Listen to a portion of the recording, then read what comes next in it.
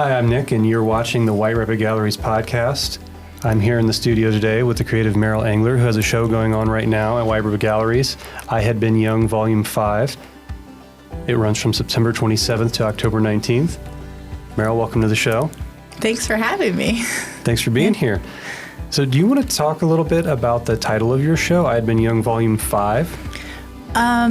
So a lot of the kind of narrative of the show is this transformation, like my own transformation moving to Ohio and kind of choosing art and choosing like a life that's like surrounded by art and driven by art, choosing to become an artist. I hadn't worked in art in a couple years after grad school, and so it was like making that choice. And so thinking of like, before, like, I had been young, and now that I've gone through this transformation, like this is the growing part of it. Gotcha. That makes sense. So you are a printmaker and you specialize in woodcuts. How did you get into printmaking? Was it something that you just took in college and immediately was attached to woodcuts? You knew that's what you wanted to do?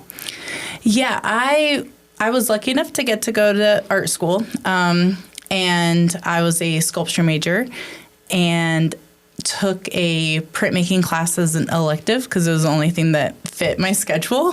So the way that we did it at Syracuse, where I went to school, was they took an intro to intaglio, which is like copper plate etching, and then that was one class, and then woodcut was another class. And so I took the intaglio class because that's the one that fit. And then, but I would watch the people doing woodcut and be like, wow, that's so cool. Or I was like really taken by what they were doing and what they were able to do. So then I like built it up in my brain through the whole semester and be like, I need to do this. So the next semester I did it, and I was like, it was the first time in school that like what the vision that I had in my head actually happened on the paper.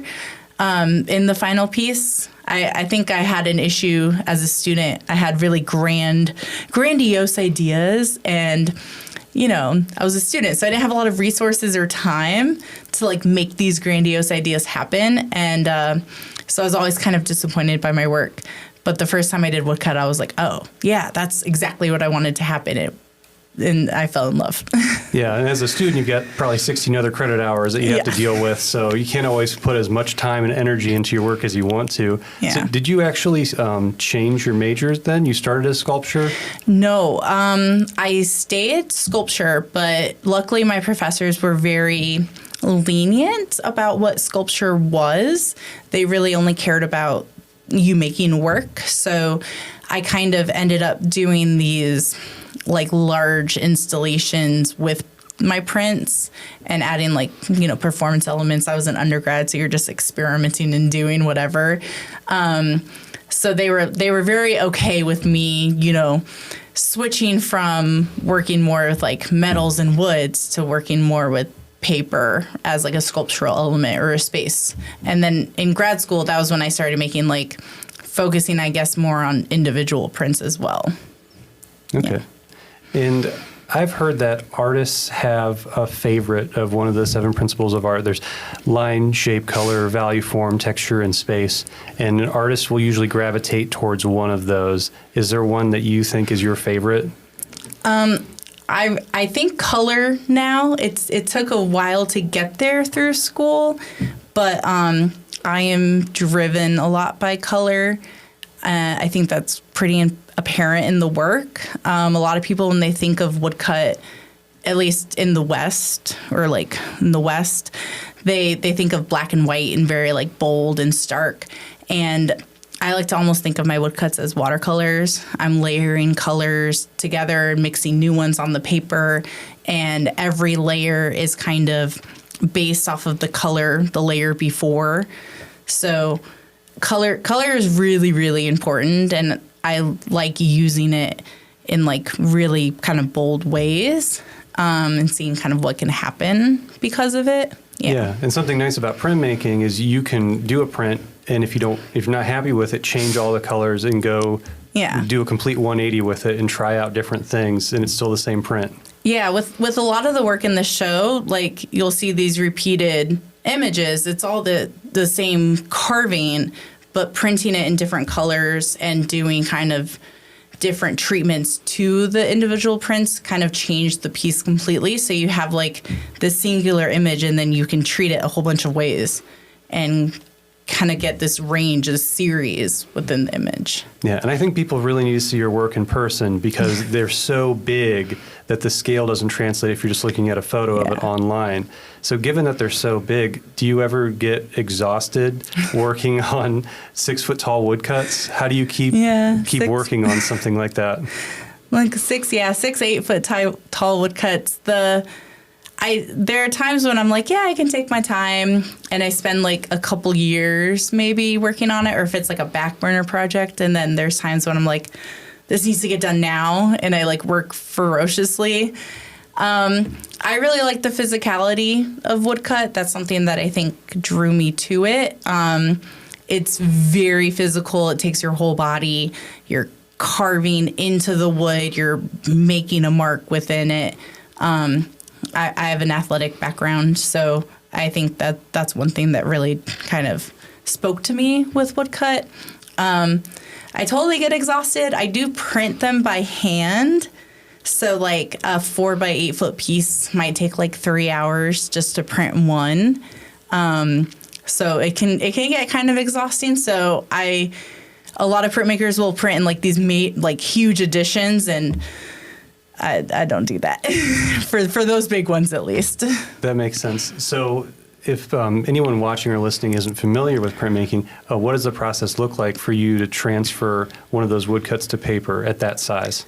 Yeah. So basically, in layman's terms, a woodcut is kind of like a stamp. Like that's the easiest kind of correlation as to everyday life. So the things that you're carving away are not going to get printed. So you have, your image, you carve away the negative space, or you're carving away what the light is hitting, basically.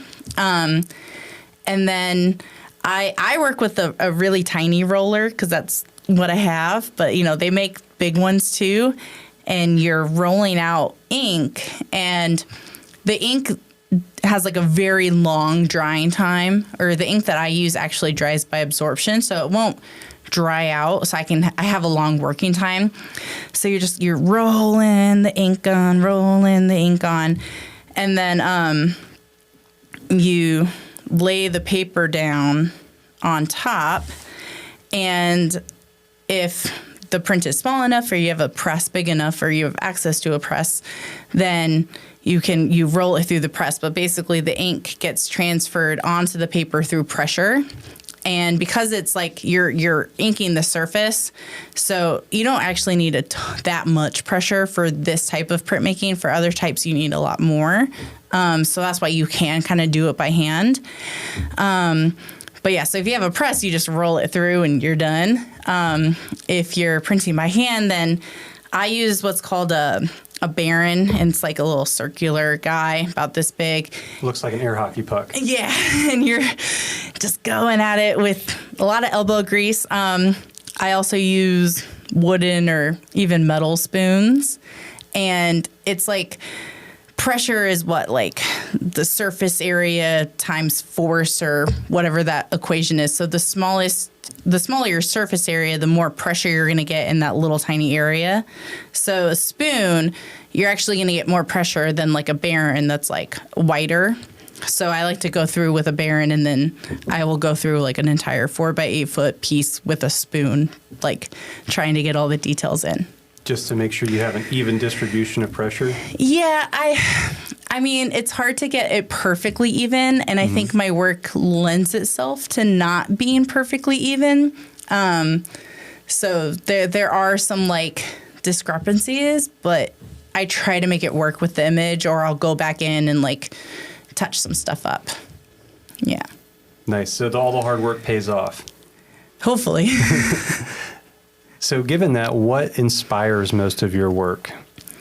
So I talk about these like hidden moments in our landscape, like when you're just walking around and you see vines overtaking a fence or like on a wall or like a super weird tree or something like that.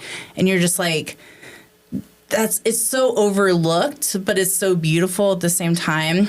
I also really love in Ohio, this is like kind of where I first noticed this, but like every spring, I feel like there's this week where it's like one day it's like barren Ohio and the next day there's just green everywhere and it just like appeared and you're just like, whoa, what happened? I love that kind of like overtaken thing. And then I've recently kind of started adding more like figurative and narrative elements. So doing the self-portraits, that's really me being able to look back on this transformation that I have gone on or chosen to go since I've moved here to Ohio. And then branching off of that, kind of creating these characters and these really just like human moments, like sitting around a bonfire. People have been doing that since they figured out what fire was, right? And that time is like, you sit around and tell stories. And people have been doing that since they figured out what fire was. So there's this really great like human element to certain things too. Nice. Yeah. So what are you working on right now? Okay. I have so much stuff happening. I am finishing up this really, really big project for that was part of this group that I went to that was part of in Columbus. And it'll be part of the Havana Biennale in Cuba.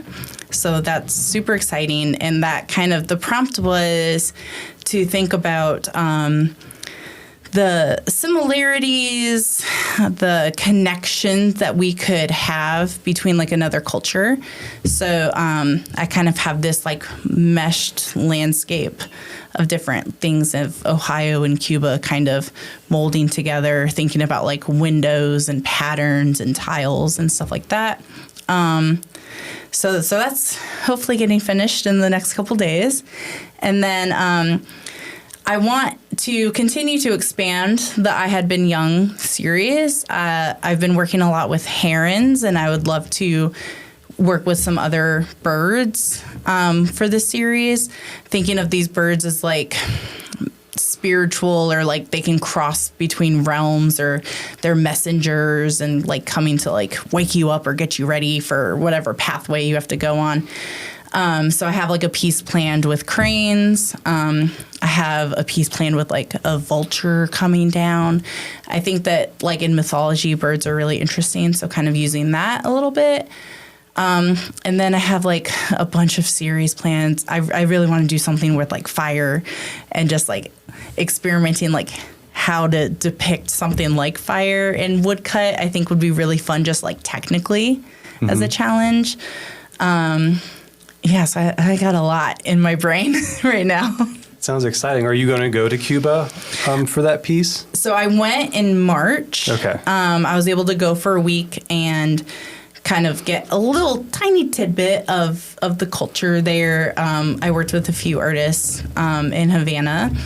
And so I probably won't be able to go back, but there is a group from Columbus that is going back. So that'll be really cool to see the work like go from like your experience in Cuba to Columbus / Akron, and then back and seeing like how those connections can be made. Yeah. Those are really different places, I would say. Yeah, they both experience, I'm thinking of them almost as in terms of like post-colonial, post-industrial kind of places that are experiencing like a resurgence in a way. That makes sense, yeah. So if you were to introduce someone to printmaking, what is a really easy way to get into it? Because in my mind, out of the core things they teach you in an art program, painting, drawing, sculpture, printmaking, I feel like printmaking is thought of as the least accessible because there's a lot of tools that not a lot of people have. Yeah, it's like, and printmaking studios can be kind of like intimidating, right? You go in and there's big presses everywhere and there's acid baths and there's stones and it's very overwhelming, and you're like, oh, I need all of this to succeed. But the nice thing with like woodcut and relief printing in general is it is fairly accessible. I print in my garage, so you don't really even like need a large space, even if you're making large work. But basically, because you can print by hand, you can kind of do it anywhere. The linoleum block printing, LinoCut, is a super accessible way if you don't have the sharp enough tools for wood. And they make, it's like a rubber block. They make it in so many different colors, but they're very soft. And I mean, you can cut it super easily with an X-Acto knife, or they make like linoleum cut tools for pretty cheap. And, you know, they sell them, you can get them in different sizes, but, you know, just getting like a little one, you can carve that pretty easily, you know, at your dining room table and have like hopefully minimal risk of cutting yourself like while you're carving. Always carve away from you. And then, you know, they make ink, like they make water-based ink now. They even make an oil-based ink that's water soluble, so you don't need all of the chemicals for cleanup and like the ventilation and stuff like that. So it is actually like pretty accessible if you know what materials like are out there and that you can use. So like any sort of like little stamp making thing. I think also I've started to look into like laser engraving. If carving is like super scary for you, or if you don't have maybe like the muscle to do it or the time to do it, if you're like a digital person, designing something that, you know, you can take to the local library, and they have a laser engraver at the Akron Public Library, and it'll, you know, cut it for you, and you can use that as a printing block as well. That's like another kind of thing. If, you know, maybe not everyone has the time or the ability to carve something, you can just get it laser cut.